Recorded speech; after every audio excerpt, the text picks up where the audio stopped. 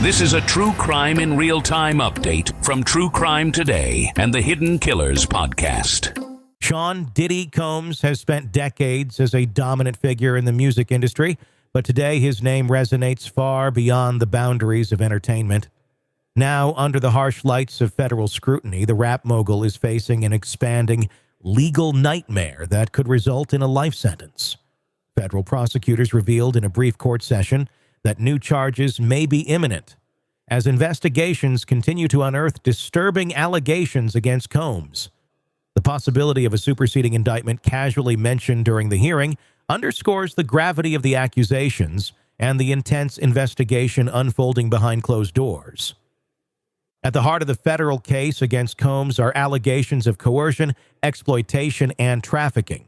According to prosecutors, Combs orchestrated elaborate freak-offs, marathon sexual encounters involving both men and women, some of whom were allegedly minors. Victims were reportedly drugged, confined, and threatened with violence to ensure compliance.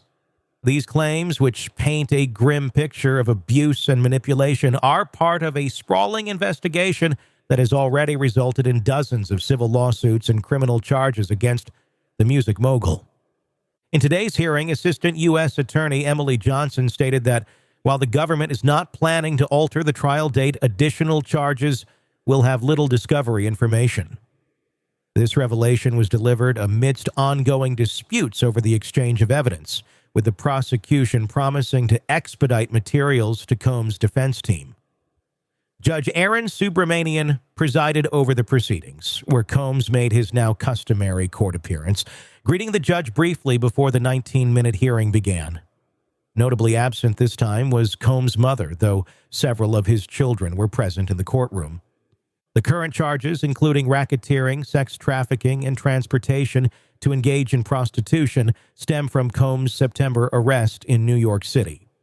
Since then, he has remained behind bars in the Metropolitan Detention Center, a facility notorious for its harsh conditions.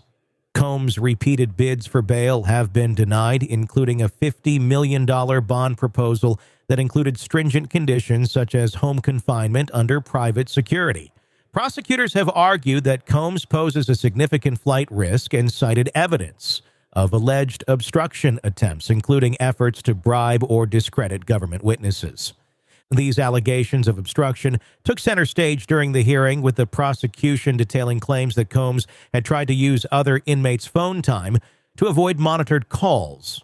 Assistant U.S. Attorney Christy Slavic also highlighted seized documents from a routine jail security sweep, alleging that they contained evidence of further obstruction. Defense attorneys pushed back, asserting that the documents were improperly obtained and contained no privileged information. In a small victory for the defense, Judge Subramanian ordered the destruction of all copies of the seized materials and barred jail officials from sharing Combs' attorney visit forms with the prosecution. The looming trial, set to begin on May 5th, 2025, promises to be a pivotal moment in this high-profile case. As both sides prepare, even the logistics of trial preparation have become a point of contention. Combs' access to a defense laptop crucial for reviewing case materials was recently limited to specific hours within the detention center. While the defense decried these restrictions as an impediment to justice, the judge's ruling aims to balance security concerns with the defendant's right to a fair trial. Beyond the criminal charges, Combs is also grappling with a flood of civil lawsuits, many spearheaded by Texas attorney Tony Busby. These lawsuits amplify the allegations of abuse and have implicated other prominent figures, including Jay-Z. In one refiled case, both Combs and Jay-Z are accused of assaulting a 13-year-old girl at a party following the 2000 MTV Video Music Awards. While Jay-Z's legal team has dismissed the case as a sham, the allegations highlight the broader cultural reckoning within the entertainment industry. One of the most pivotal moments in this legal saga traces back to November 2023, when Combs' ex-girlfriend Cassie Ventura filed a civil lawsuit accusing him of rape and abuse. The lawsuit's claims were bolstered by leaked footage showing Combs assaulting Ventura in a Los Angeles hotel hallway in 2016.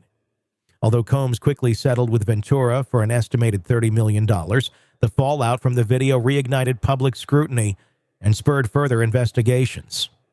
Prosecutors have denied any involvement in the leak, which the defense argues prejudiced public opinion against their client. As federal investigators dig deeper, the implications of this case extend far beyond Combs himself.